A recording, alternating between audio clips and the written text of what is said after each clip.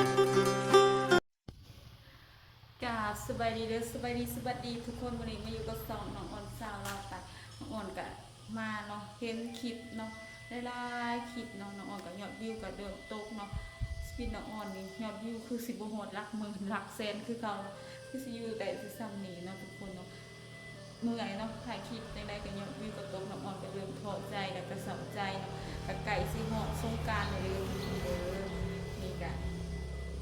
เจ้าหน่อยกับที่เซาเจ็ดในกระบุญบานน้องออนมาดินมาเที่ยวบ้านน้องออนซาเราตายเด้อทุกคนเด้อน้องออนก็เห็นคลิปแต่ว่าประเทศตกนะประเทศลาวก็เลิกแบบว่าผู้ผู้เป็นอีหยังเนาะเป็นตะยานเนาะทุกคนแบบว่าน้องออนก็เริ่มยานเนาะจะเที่ยวมาตกบ้านน้องออนเฮงมีแต่สังกะสีสังกะสีกับสังกะสีเก่าอยู่เดียวพี่ดีงามมุนเวิร์ดเนาะตายตะยานเนาะก็ให้กำลังใจเนาะทางเวียงจันทน์เนาะทางเวียงจันทน์เนาะน้องอ่อนอยู่ว่าอยู่บ้านใดเมืองไรเนาะพอน้องอ่อนก็เบิ่งได้น้องก็ยานเนาะก็ให้ทุกคนก็ให้กำลังใจเนาะสู้ๆนะทุกคนเนาะส่วนน้องอ่อนก็อยากไปซอยอยู่แต่บ่มีอยากเนาะทุกคนเนาะน้องอ่อนก็ส่งกำลังใจให้ทุกคนเนาะน้องอ่อนก็สิมาบอกเรื่องสเปคเนาะสเปคของสาวลาวเป็นยังไงมากผู้ชายที่มีอายุหลายกว่าเนาะเห็นว่าอยู่แล้วอุ่นใจว่าประมาณนั้นเห็นหลายคนก็มักคลิปน้องอ่อนก็เห็นหลายคนก็มักถามซาลาวนี่คือบ่มักใบดูดอยู่นำกันเนาะใบดูดอยู่ลาวมันก็นักเนาะทุกคนจากใบกระท่อมจากอันนั้นอันนี้ลายนี้ว่าหลายอย่างเนาะบางคนก็ติดไข่ติดเบอร์เนาะติดอันนั้นอันนี้คือเราติดกันเนาะอันนั้นสเปคของซาลาวส่วนใหญ่ก็เป็นส่วนใหญ่ก็เป็นแบบว่า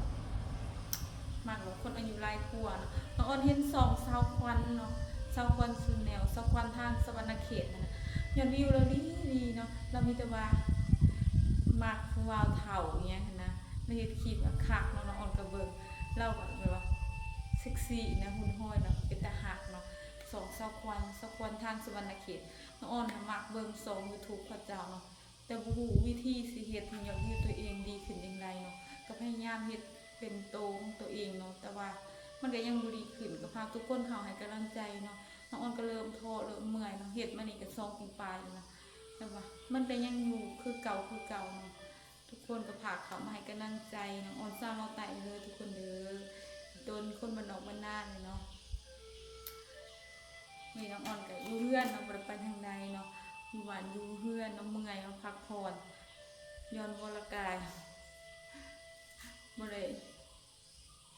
จักเสียจะได้เนาะทุกคนกับเฮ็ด YouTube เนี่ยน้องอ่อนบ่ฮู้สิเฮ็ดคลิปแนวไรไปตอนนั้นก็ฝากทุกคนให้มาให้คำแนะนำเด้อทุกคนเด้อแบบว่าเดี๋ยวนี้ก็โลกก็บ่จักเกิดสงครามบ่จักอันนั้นอันนี้น้องอ่อนก็บ่จักสิว่าเนาะกับให้ทุกคนสู้ๆเนาะจักแบบว่าเศรษฐกิจคือลาวน้ำมูกน้ำมันก็เป็นแนวนี้เนาะคนว่าจังเป็นหยังเนาะเดี๋ยวนี้เนาะสงครามเนาะสงครามโลกสงครามเย็นบ่มันเย็นสงครามร้อนน้ำมันลิตรนึง50,000กีบเนาะว่าน้องบ่ฮู้ว่าทางไทยลิตรเท่าไหร่เนาะ50 60เนาะก็ส่วน60ก็สั่ง50ทุกคนว่าเฮ็ดหน้าปีนี้นี่อู้เปลี่ยนศิลปกรรมมาไทยคุ้ยคือเนาะใครรถไทยสิบ่ได้เนาะปีนี้ต้องได้กลับมาไทยคุ้ยแต่บ่คุ้ยบ่เคยแอบมันไทยให้ไทยนานก็ยังสิโดอยู่ลองตายทุกคนคิดเบิ่งโอ้ทุกคนเมื่อยเด้เมื่อยใจเมื่อยกายเนาะน้องอ่อนมากเบิ่งถ้าเบิ่ง YouTube เขาจับคือจะมายอดวิวกับพอเบิ่งเนาะฮู้ว่าช่องน้องอ่อนเป็นหยังเนาะยอดวิวคือบ่ตกเอาแต่ถึงเนาะเดี๋ยวตกเดี๋ยวไหลเดี๋ยวตกเดี๋ยวไหลเนาะน้องอ่อนก็มีอยู่เนาะคลิปเห็นสาวมีหางเพิ่นก็ติดต่อมาให้น้องอ่อนไปถ่ายคลิปน้องอ่อนก็บ่ทันได้มีเวลาเนาะทุกคนถ้าน้องอ่อนมีเวลาก่อนเดี๋ยวน้องอ่อนสิไปถ่ายคลิปสาวมีหางเนาะมีหางลูกทรงเนาะอายุเพิ่นหับบ่หลายเนาะประมาณ20ปลายปีเนาะ25-26ปีเท่านั้นแต่ว่าเพิ่นเอาผัวแต่น้อยแล้วก็กลายเป็นแม่ห้างนะแต่ว่าเราก็บ่แม่นคนงามหยังก็พอเบิ่งเนาะผู้หญิงอยู่เนาะหรือว่าผัวก็ติดยาติดยมเนี่ยเนาะหลายอย่างได้ผิดกันกับป้ากันเนาะลูก2คนเนาะประมาณนั้นแล้วน้องอ่อนก็สิไปถ่ายเพิ่นได้ หรือว่าเดวปีใหม่เนาะน้องออนไปถ่ายหรือว่าต้นนี้เนาะน้องออนกับ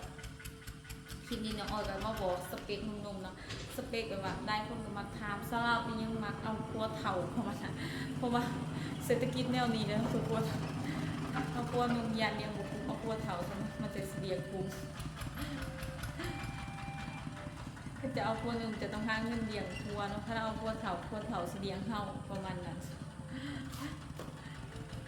มาเลี้ยงเมเดอร์ทุกตัวพวกเปลืองมันมาเปลืองแต่กระเปงมาวัดเปลืองแต่กระเปงน้ำแรงซื้อใส่เงินเปลืองเนาะทุกคนประมาณเดือนละ2-3 ล้านเนาะคือกูสำคัญเนี่ยค่าอันนั้นอันนี้เนาะเป็นผู้หญิงที่มีค่าจะค่าโทรศัพท์จะค่าน้ำค่าไฟค่าเครื่องสำอางอีกค่าห้องตาฟิล์มค่ะขี้หวานเนาะอำนาจเนาะหลายคนก็มักทานน้องอ่อนดูหาเงินนี่คือสิมีเงินหลายความจริงเนี่ยบ่มีเนาะทุกคนเนาะเพราะว่าหาเงินได้ก็ใส่เบิ่งอันเนาะก็ขอบใจ FC ทุกคนเนาะที่ซัพพอร์ตน้องออนซาเราแต่ที่ให้กำลังใจและบ่ทิ่มบ่ปาบ่ว่า FC ทั้งฝั่งไทยหรือทางเมืองเนาะบ่ว่าทางลาวเฮาเองน้องออนก็ขอบคุณหลายๆเนาะที่บ่ทิ่มบ่ปาน้องออนซาเราแต่แบบว่าให้ความช่วยเหลือน้องออนตลอดมาเนาะน้องออนก็อยู่ได้กันเนาะทุกคนคือครอบครัวของน้องออนเนาะแบบว่าเวลาน้องออนมีปัญหาหยังน้องออนก็แบบว่าเดี๋ยวเบิ่ง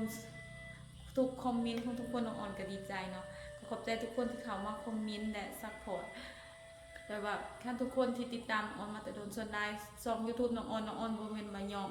ทุกคนเนาะทุกคนที่มักเบิ่งคลิปน้องออนแม่นเป็นคนที่นิสัยดีเนาะบ่เคยคอมเมนต์บอกให้เนาะคันแม่นแบบพวกที่คอมเมนต์ว่าหาวิแต่คอมเมนต์แนวทางที่บวกเนาะบ่มีคอมเมนต์แนวทางที่ลบเนาะน้องออนก็ขอบใจเนาะส่วนได้น้องออนเห็นช่องอื่นเข้ามาคอมเมนต์แนวบนอาจจะสิแต่ว่าช่องน้องออนนี่บ่มีเนาะส่วนได้มีแต่คอมเมนต์ให้กำลังใจแล้วก็โยกสันสิน้องออนก็เขินเจ้าของสองก็จนเขินเนาะก็ขอบใจหลายๆเลยน้องออนกับซิมาประมาณนี้เนาะเบาเรื่องทั่วไปนะก็ขอบใจทุกคนหลายๆสำหรับคลิปนี้น้องออนขอจบไปเพียงเท่านี้ไปพอกันคลิปหน้าพาทุกคนกดติดตามช่องน้องออนซาเราไต่เด้อทุกคนให้กำลังใจน้องออนซาเราไต่ในเด้อทุกคนผ่าเขาอยู่ในอ้อมอกอ้อมใจในเด้อผ่าต้นสงสารเล็กน้อยตาลำมันเนาะมันหน้าเนี่ยเนาะทุกคนว่า